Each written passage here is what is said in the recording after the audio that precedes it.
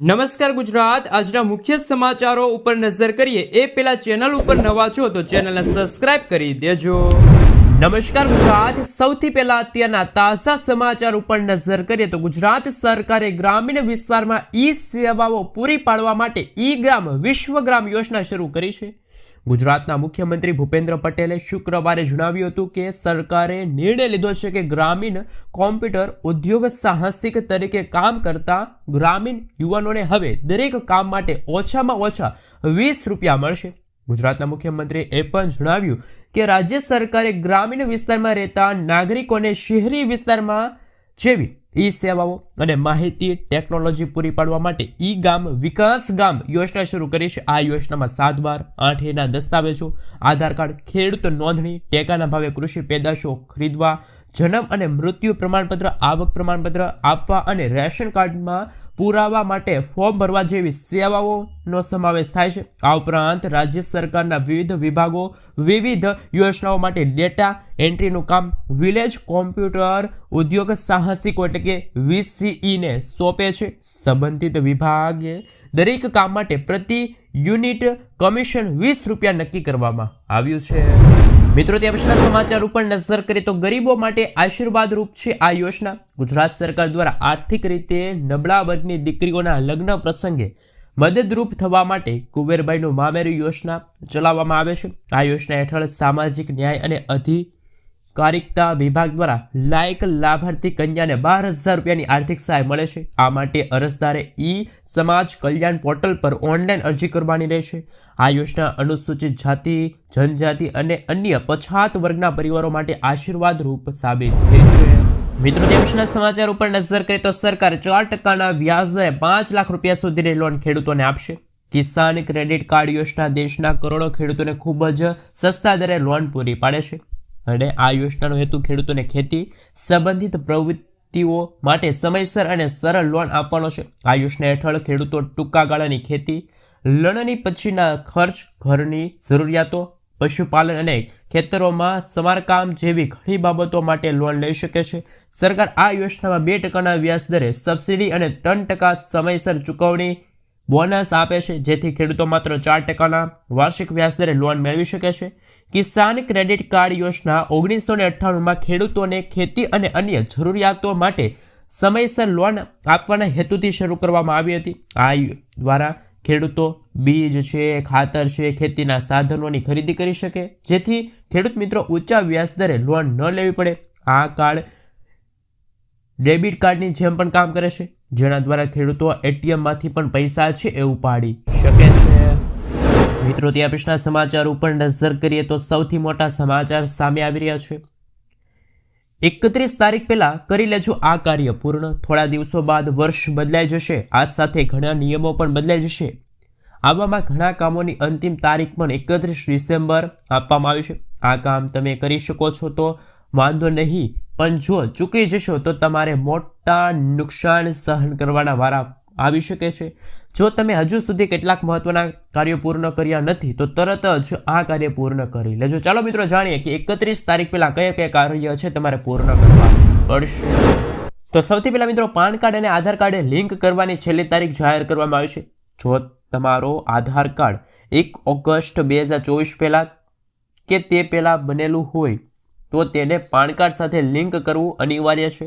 Link ન કરવા પર જાન્યુઆરી 2026થી તમારું પાન કાર્ડ છે નિષ્ક્રિય થઈ જશે, જેનાથી તમે બેન્કિંગ, રોકાણ, ITR ફાઇલિંગ જેવા કાર્યો અટકી શકે છે। પાન કાર્ડને આધાર કાર્ડ સાથે લિંક કરવાની અંતિમ તારીખ 31 ડિસેમ્બર નક્કી કરવામાં આવશે।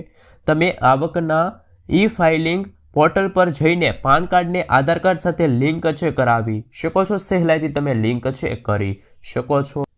મિત્રો, ત્યાં પછીના બીજા સમાચાર ઉપર નજર કરીએ તો PM આવાસ યોજનામાં અરજી કરવાની છેલ્લી તારીખ નક્કી થઈ છે। જે લોકો પોતાનું ઘર બનાવવા માટે પ્રધાનમંત્રી આવાસ યોજના હેઠળ ₹2.5 લાખ સુધીની સરકારી સહાય મેળવવા માંગે છે તેમના માટે અરજી કરવાની તારીખ લંબાવવામાં આવી છે. આ યોજનામાં અરજી કરવાની અંતિમ તારીખ છે 31 ડિસેમ્બર નક્કી કરવામાં આવી છે. આ માટે જરૂરી દસ્તાવેજોમાં આધાર કાર્ડ છે, આવકનું પ્રમાણપત્ર છે, નિવાસ પ્રમાણપત્રનો સમાવેશ થાય છે. એટલે કે જે મિત્રો ગરીબ લોકો છે, પોતાનું ઘર બનાવવા માંગે છે, એ પ્રધાનમંત્રી આવાસ યોજના અંતર્ગત પોતાનું ફોર્મ છે એ સબમિટ 31 ડિસેમ્બર પહેલા કરાવી દેજો, નહીંતર તો ફરીથી તમારે આ યોજના માટે છે લાંબી રાહ જોવી પડશે. તો પીએમ આવાસ યોજનાના જે અરજદારો છે એમના માટે 31 ડિસેમ્બર અંતિમ તારીખ જાહેર કરવામાં આવી છે. મિત્રો, ત્યાં પછીના સમાચાર વિશે વાત કરીએ તો ગુજરાતના કૃષિ મંત્રીએ કહ્યું છે, શું ખેડૂતો તમારા ખાતામાં પૈસા જમા થઈ ગયા છે? ગુજરાત સરકારના પ્રવક્તા મંત્રી જીતુભાઈ વાઘાણીએ કૃષિ રાહત પેકેજ અંગે મોટી જાહેરાત કરતા જણાવ્યું છે કે રાજ્ય સરકારે ખેડૂતોને અત્યાર સુધીમાં 3130 કરોડ રૂપિયાની સહાય છે ચૂકવી દીધી છે. કુલ 30 લાખથી વધુ અરજીઓ સરકારને મળી છે. આંકડાકીય માહિતી આપવાની સાથે જીતુભાઈ વાઘાણીએ વિપક્ષ કોંગ્રેસ પર આકરા પ્રહારો કર્યા હતા. તેમણે કહ્યું હતું કે કોંગ્રેસની યાત્રા નિષ્ફળ રહી છે, કારણ કે તેમના શાસનમાં ખેડૂતોને રાહતના કામના નામે મજૂર બનાવી દીધા છે, અને જ્યારે ભાજપ સરકારે સીધી સહાય છે ખેડૂતોને આપી છે. શું મિત્રો તમે આ કૃષિ મંત્રીની વાતથી સહમત છો? શું મિત્રો તમારા ખાતામાં પણ વર્ષ 2025ના જે પાક નુકસાનના પૈસા છે જમા થઈ ગયા છે? શું મિત્રો વીઘા દીઠ જે સહાય મળવાની હતી 3500 રૂપિયા, એ સહાય તમારા ખાતામાં જમા થઈ ગઈ છે? માત્ર 2 હેક્ટરની મર્યાદામાં છે ખેડૂતોને મહત્તમ 42 અથવા તો 43,000 રૂપિયાની સહાય મળવાની હતી. શું મિત્રો એ પૈસા તમારા ખાતામાં જમા થઈ ગયા છે? હા કે ના? જલ્દીથી નીચે કોમેન્ટ બોક્સમાં જરૂરથી જણાવી આપજો. મિત્રો, ત્યાં પછીના સમાચાર ઉપર નજર કરીએ તો ગુજરાત સરકારનો મોટો નિર્ણય, કારણ કે જમીન માપણીને લઈને જે પ્રક્રિયા હતી એમાં મોટા ફેરફારો કરવામાં આવ્યા. હવે ખેડૂતોને થશે મોટામાં મોટો ફાયદો, કારણ કે 4 ડિસેમ્બરના રોજ અમલમાં આવેલા એક નવા નિયમ હેઠળ હવે ખાનગી સર્વેચર એટલે કે લાયસન્સ આપવા માટે તેના પર દેખરેખ રાખવાની તમામ સત્તા રાજ્ય કક્ષાએથી લઈને જિલ્લા કક્ષા કલેક્ટરને સોંપવામાં આવી. સરકારના મહત્વપૂર્ણ નિર્ણયના કારણે હવે સામાન્ય અરજદારોને જમીન માપણી માટે ગાંધીનગર સુધી લાંબુ થવું પડશે નહીં. જિલ્લા સ્તરે તમે આ મામલાનો ત્વરિત નિકાલ છે લાવી શકો છો. તો ગુજરાત સરકાર દ્વારા જે જમીન માપણીને લઈને સૌથી મોટો નિર્ણય લેવામાં આવ્યો છે. જો તમારે જમીનની માપણી કરાવી હોય, વાંધાજનક અરજી હોય, તો કેન્દ્ર સરકાર, રાજ્ય સરકાર તરફથી આ અરજી છે એ સ્વીકારવામાં આવશે. મિત્રો, ત્યાં પછીના સમાચાર ઉપર નજર કરીએ તો હાલ મહત્વના સમાચાર સામે આવી રહ્યા છે. સૌથી પહેલા મિત્રો જો વાત કરીએ તો પતંગ રસિયાઓ માટે આવી ગઈ છે અંબાલાલ પટેલની ડરામણી આગાહી. ઉત્તરાયણના પવનને લઈને અંબાલાલ પટેલે આગાહી વ્યક્ત કરી છે. હવામાન નિષ્ણાત અંબાલાલ પટેલના જણાવ્યા અનુસાર રાજ્યમાં ડિસેમ્બર મહિનામાં આગામી સમયમાં કેવી ઠંડી રહેશે, ક્યારે માવઠાની શક્યતા છે, એ અંગે અંબાલાલ પટેલે જણાવ્યું. અંબાલાલ પટેલે એ પણ કહ્યું છે કે હાલ એક નબળો પશ્ચિમી વિક્ષેપ સક્રિય છે, જે ધીમે ધીમે હટી જતા રાજ્યમાં ઠંડીનો ચમકારો વધશે. એટલું જ નહીં, ડિસેમ્બર મહિનાના અંતમાં એટલે કે 24 લઈને 30 ડિસેમ્બરના રોજ રાજ્યના કેટલાક ભાગોમાં કમોસમી વરસાદ માવઠું થવાની શક્યતા છે, જે ખેડૂતો માટે ચિંતાનો વિષય બની જશે. જ્યારે ઉત્તરાયણના ઠંડા પવનોનો અનુભવ હવામાન નિષ્ણાતના મતે ખાસ કરીને ઉત્તરાયણ પર્વ દરમિયાન એટલે કે ઉત્તરાયણ 14 જાન્યુઆરીના રોજ પવનની ગતિ સારી રહેવાની શક્યતા છે અને ઠંડા પવનો પણ ફૂંકાઈ શકે છે. મિત્રો, ત્યાં પછીના સમાચાર ઉપર નજર કરીએ તો શું તમારા ખાતામાં પણ નહીં આવે રૂપિયા 2000નો 22મો હપ્તો? શું તમારા ખાતામાં 21મો હપ્તો જમા થઈ ગયો છે? ફટાફટ કોમેન્ટ કરજો. તો સૌપ્રથમ વાત કરીએ તો પ્રધાનમંત્રી કિસાન સન્માન નિધિ યોજના એ સરકાર દર 4 મહિને આગામી હપ્તો મોકલે છે. એટલે કે દર 4 મહિને ખેડૂતોના ખાતામાં 2000 રૂપિયા ટ્રાન્સફર થાય છે. વાર્ષિક 6000 રૂપિયાની સહાય મળે છે. 19મો હપ્તો નહીં, માફ કરજો, 21મો હપ્તો 19 નવેમ્બરના રોજ ખેડૂતોના ખાતામાં જાહેર થયો હતો, જ્યારે આશરે 9 કરોડ ખેડૂતોને રૂપિયા 2000નો હપ્તો મળ્યો હતો. તેના આધારે હવે એવું અનુમાન લગાડવામાં આવ્યું છે કે કેન્દ્ર સરકાર 22મો હપ્તો ફેબ્રુઆરી મહિના સુધીમાં ખેડૂતોના ખાતામાં જાહેર કરી શકે. સરકારે સત્તાવાર તારીખ જાહેર કરી નથી, છતાં એવી અપેક્ષિત તારીખ જાહેર થાય છે કે હપ્તો મેળવવા માટે ખેડૂતોએ પહેલાં તો KYC કરાવવું પડશે, આધાર કાર્ડને બેંક ખાતા સાથે લિંક કરાવવું પડશે અને જમીનની ચકાસણી કરાવવી પડશે. જે ખેડૂતોને 21મો હપ્તો નથી મળ્યો એવા ખેડૂતોને કદાચ ઉત્તરાયણ પહેલાં અથવા તો ઉત્તરાયણ પછી ફેબ્રુઆરી મહિનામાં ખેડૂતોના ખાતામાં રૂપિયા 2000ના 2 હપ્તા એટલે કે 21મો હપ્તો અને 22મો હપ્તો એક સાથે મળી શકે છે. મિત્રો, ત્યાં પછીના સમાચાર ઉપર નજર કરીએ તો સૌથી મોટા સમાચાર સામે આવી રહ્યા છે. અનુસૂચિત જાતિના જે પશુપાલકો છે કે તેને પશુધન વીમા યોજના અંતર્ગત લાભ મળશે. ગુજરાતના કૃષિ મંત્રી જીતુભાઈ વાઘાણીએ જણાવ્યું કે બોટાદ જિલ્લાના અનુસૂચિત જાતિના પશુપાલકો માટે પશુધન વીમા યોજના છે એ હેઠળ અરજી છે એ કરવાની શરૂઆત થઈ ગઈ છે. ગાય ભેંસ ધરાવતા પશુપાલકો એક વ્યક્તિને મહત્તમ 10 પશુઓનો વીમો કરવો પડશે. માત્ર 100 રૂપિયા પ્રીમિયમ ભરીને તમે પશુ દીઠ 35,000 રૂપિયા સુધીનો વીમો મેળવી શકો છો. મૃત્યુ પછી સીધી સહાય 35,000 રૂપિયાની છે એક પશુપાલકોને મળશે. અરજીની ઓનલાઈન અરજી કરવા માટે તમે આઈ ખેડૂત પોર્ટલ પર જઈને અરજી કરી શકો છો. અંતિમ તારીખ 15 ડિસેમ્બર છે. હવે ટૂંક સમય બાકી રહ્યો છે.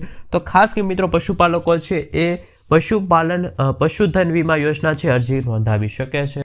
મિત્રો ત્યાં પછીના સમાચાર વિશે વાત કરીએ તો વાહન ફિટનેસ ટેસ્ટ ફિક્સમાં તોતિંગ વધારો થયો, કારણ કે કેન્દ્રીય માર્ગ પરિવહન મંત્રાલય વાહન ફિટનેસ ટેસ્ટ ફીસમાં મોટો વધારો કર્યો. નવા નિયમો હેઠળ ફીસમાં 10 ગણો વધારો થયો.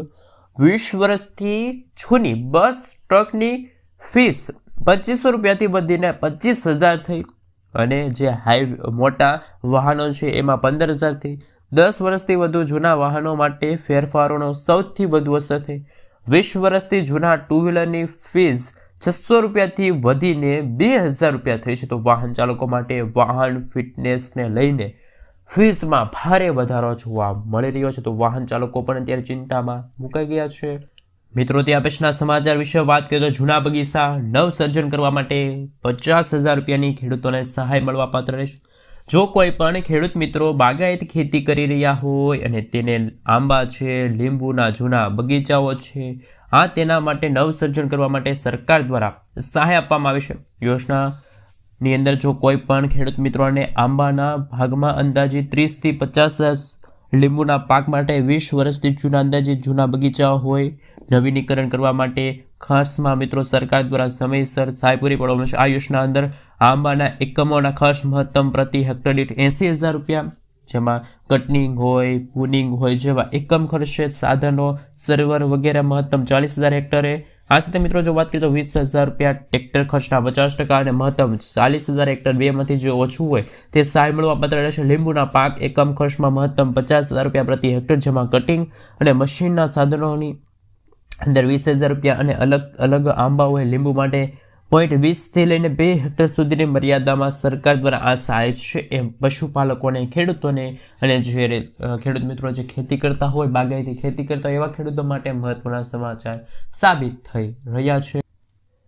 મિત્રો તે પછીના સમાચાર વિશે વાત કરીએ તો તમે પીએમ ઉજ્જવલા યોજનાનું નામ તો સાંભળ્યું છે ને તમે પણ આ યોજના અંતર્ગત લાભાર્થી તરીકે લાભ પણ લઈ રહ્યા હોય તો માત્ર 550 રૂપિયામાં હવે સિલિન્ડર મળવા પાત્ર રહેશે.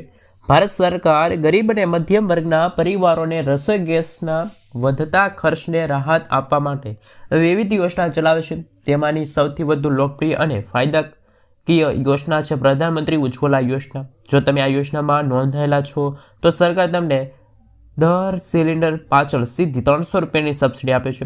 સામાન્ય લોકોને જ્યાં સુધી કિંમત એટલે કે જ્યાં ઉજ્જવલા યોજનાના લાભાર્થીઓને 300 રૂપિયાના ઓછા ભાવે ગેસ સિલિન્ડર મળે છે, જ્યારે બાકીના જે સિલિન્ડર ધારકો છે એમને આશરે 850 રૂપિયામાં ગેસ સિલિન્ડર મળી રહ્યો છે. મિત્રો ત્યાં પછીના સમાચાર ઉપર નજર કરીએ તો ખેડૂતો માટે સારા સમાચાર. 10,000 કરોડ રૂપિયાનું રાહત પેકેજ તો જાહેર કરીને સરકારે ખેડૂતોને મસીહા હોવાનો ડામો તો રચ્યો. વાસ્તવિકતા ખેડૂતોને ઓછામાં ઓછા રૂપિયા આપવા પડે તે માટે ખુદ સરકારે જ નિયમોમાં બાંધછોડ કરી અને ખેડૂતોને સહાયના કામ મૂક્યા છે. એટલું જ નહીં, ગુજરાતના ખેડૂતોને મુખ્યમંત્રી કિસાન સહાય યોજનાના લાભાર્થીથી વંચિત રાખવા માટે ખેડૂતોને આગેવાનોએ આક્ષેપ કર્યો. કમોસમી વરસાદ ગુજરાતમાં ખેડૂતોને આર્થિક ફટકો પાડે છે. 42 લાખ હેક્ટરમાં ખેતીને નુકસાન પહોંચે છે. 16,000 ગામના ખેડૂતો અસરગ્રસ્ત થાય છે. આ સંજોગોમાં સરકાર માત્ર 10,000 કરોડ રૂપિયાનું કૃષિ રાહત પેકેજ કરીને ખેડૂતોની સહાનુભૂતિ મેળવવા માટે પ્રયાસ કરે છે. બીજી તરફ એવું જાણવા મળ્યું કે કૃષિ સહાય પેકેજમાં ખેડૂતોને ઓછી સહાય આપવી પડે તે માટે સરકારે જ નિયમો બદલાવ્યા હતા. જેમ કે વર્ષ 2020માં મુખ્યમંત્રી કિસાન સહાય યોજનામાં આશરે સરકારે નિયમો ઘટાડ્યા. કમોસમી વરસાદથી 60%થી વધુ નુકસાન હોય તો હેક્ટર દીઠ 25,000 રૂપિયાની 4 હેક્ટરમાં જ મર્યાદા ચૂકવવી પડે તેવી જાહેરાતો પણ કરવામાં આવી હતી. મિત્રો ત્યાં પછીના સમાચાર વિશે વાત કરીએ તો જન્મ સર્ટિફિકેટના નિયમો પણ ફેરફાર. કેન્દ્ર સરકારના નવા નિયમો જાહેર. આરોગ્ય વિભાગે જન્મ મરણના પત્રને લઈને એડવાઇઝરી જાહેર કરી, જેમાં માતા પિતાનું નામ અંગે એડવાઇઝરી જાહેર કરવામાં આવી. પ્રમાણપત્રમાં ફરજિયાત જૈવિક પિતાના નામનો ઉલ્લેખ કરવો પડશે. માતાનું નામ હોય અટક રાખવા જરૂરી દસ્તાવેજો રજૂ કરવા પડશે. માત્ર બાળકનું નામ લખવું હોય તો પણ રાખી શકાશે. છૂટાછેડા જેવા કેસોમાં પિતાના નામ વિના પણ પ્રમાણપત્ર લઈ શકાય, જેના માટે કોર્ટના દસ્તાવેજો રજૂ કરવા પડશે. તો જન્મ અને મરણના પ્રમાણપત્ર લઈને કેન્દ્ર સરકારની સૌથી મોટી જાહેરાત. મિત્રો, તે પછીના સમાચાર વિશે વાત કરીએ તો ભારે કરી હવે છટકી નહીં શકો. અમદાવાદ ટ્રાફિક નિયમો વધુ કડક થયા છે. હવે ઈ મેમો હોવા છતાં દંડ ન ભરનાર લોકો ઘરે ઘરે જઈને દંડ વસૂલવાની કાર્યવાહી કરી શકશે. અમદાવાદ ટ્રાફિક પોલીસ વિભાગે ડ્રાઈવરો વચ્ચે વધતી બેદરકારીને ધ્યાનમાં રાખીને દંડ વસૂલવાની નવી પદ્ધતિ શરૂ કરી. ખાસ કરીને જે લોકો જેઓ 10થી વધુ ઈ મેમો હોવા છતાં દંડ નહીં ભરે તેમના ઘરે જઈ પોલીસ આવશે અને બાકીની રકમ વસૂલી શકે છે. તો ખાસ કરીને વાહન ચાલકો માટે ટ્રાફિકના નવા નિયમો પણ જાહેર કરી દેવામાં આવ્યા છે.